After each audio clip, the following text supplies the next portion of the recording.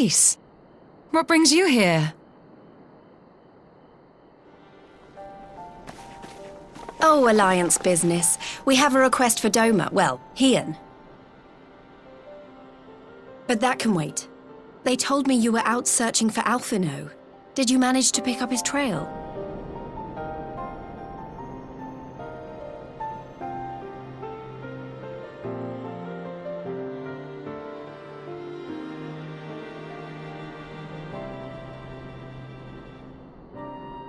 Well, if he wasn't at the crash site, he might still have escaped. We have to keep searching. And we will. Alphino embarked on this journey as an emissary of Doma, and I hold myself responsible for his safe return. I will have our shinobi in the provinces search for him as a matter of urgency. Chin up, Alize. You'll get to admonish your brother for his recklessness yet.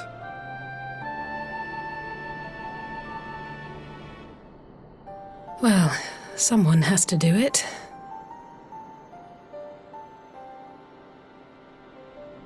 I'm sure he's going to be fine. There is one thing I'm not sure about, though. You said it was the Emperor's personal guard that attacked Alphino's airship. But the Popularis would never have been able to arrange the prisoner exchange without Varys' blessing.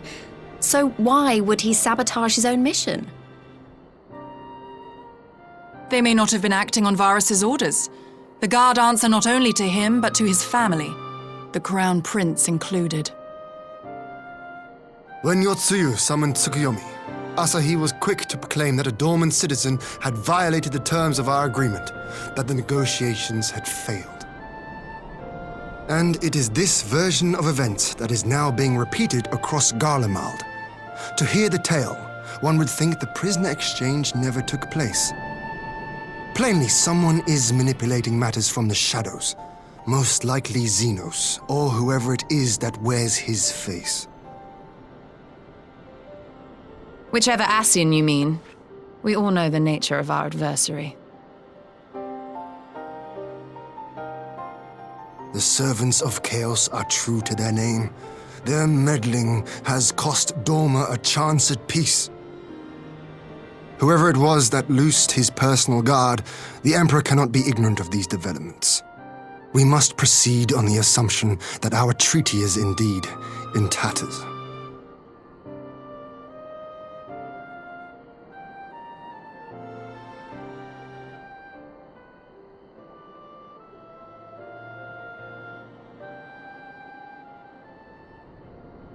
But come, Lys, you have journeyed far. Let me hear your petition. Right. So the big news is that Alamigo has agreed to join the Eorzean Alliance. To make it official and discuss where we all go from here, the leaders of the 5 nations are planning to hold a meeting, and we were hoping you might come too. We've already seen what we can achieve when we work together, and the Alliance hopes to work even more closely in future. They think it's our best hope of keeping the Garleans in check, and I agree.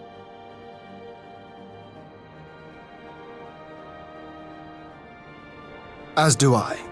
By coordinating our efforts in the east and west, we may be able to discourage them from committing their forces to a single front. I accept your invitation.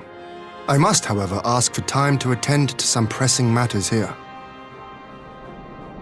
In light of recent events, the risk of Imperial reprisals is greater than ever, and I would not leave Doma unguarded. Ere I depart, I must shore up her defenses. Understood. I'll let the Alliance know.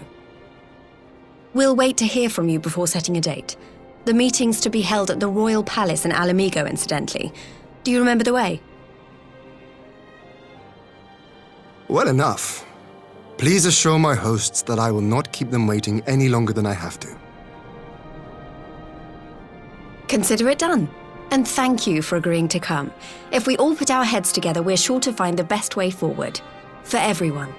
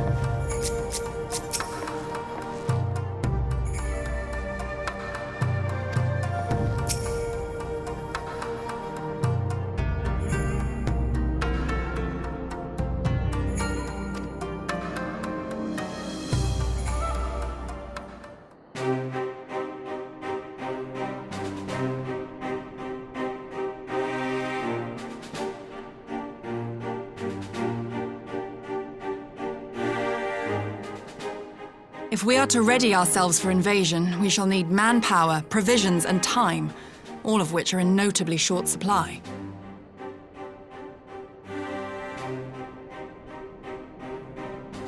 Candid as ever, you giddy, and correct, I concede. Fortunately, I have an idea.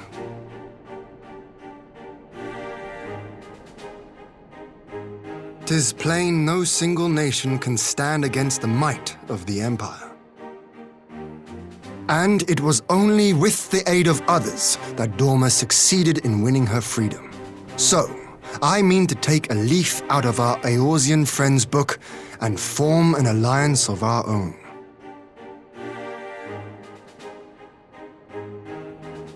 In addition to those with whom we already share an understanding, I would reach out to Hingashi and Suinosato, and further afield to the myriad peoples of Nangsha and Dalmasca.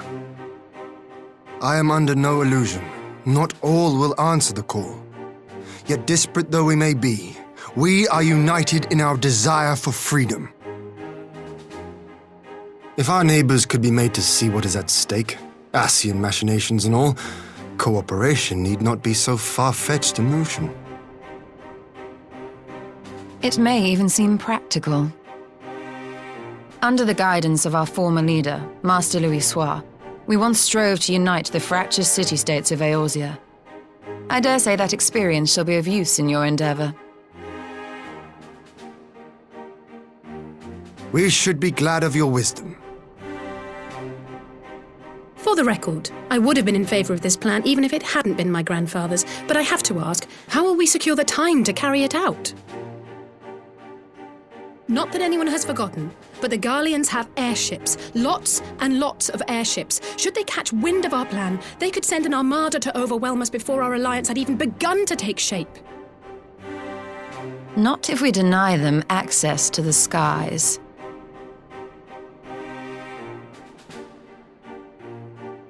During our time in the Burn, the Warrior of Light and I chanced upon some Allagan ruins. Oh? As such ruins go, they were not particularly unusual, but something about the surrounding land struck me as odd. Faint though it was, its ethereal residue was uncannily similar to that of Azizlar. Identical, in fact. For locations so far removed to share a single etheric signature is all but impossible. I conclude, therefore, that the Allagans created the floating continent with land taken from the Burn. While that is a most intriguing theory, I fail to see what relevance it has to Dorma's defense. Azizlar was enclosed in a powerful energy barrier, impenetrable even to an Agrias-class battleship. It occurred to me that those ruins may have enjoyed similar protection. I have no proof, but the Warrior of Light did report seeing a structure resembling other known Allagan field generators.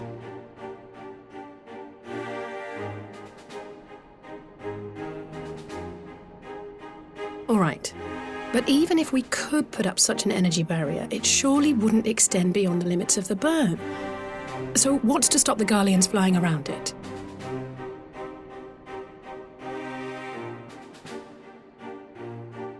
Fuel. The Dalmascan capital, Rabanasta, was a key imperial refueling point in the east. By laying waste to it as a lesson to the rest, the Empire greatly hindered its own operations in the region. If an Imperial fleet were to advance upon Dorma, it would now have little choice but to travel, as the crow flies, over the Burn. I see. A word of caution. Even assuming the generator still functions, raising a barrier of such a scale will require a prodigious amount of energy. And few places are so bereft of suitable crystals as the Burn.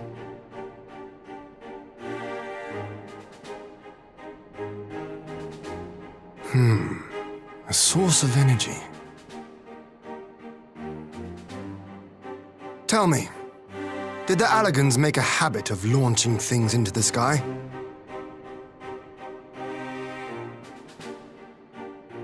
A curious question. Besides Azizlar, I know of only one other notable instance. The Red Moon Dalamud, whose fall triggered the calamity. Just the 2 occasions, you say? Then I believe I may have a solution to our energy problem. You do? I may. To find out for sure, we would need to visit the Azim Steppe. Which would, I now see, present the perfect opportunity to discuss an alliance with the Zayla tribes. How very neat. What say you then? Shall we see whither this road leads?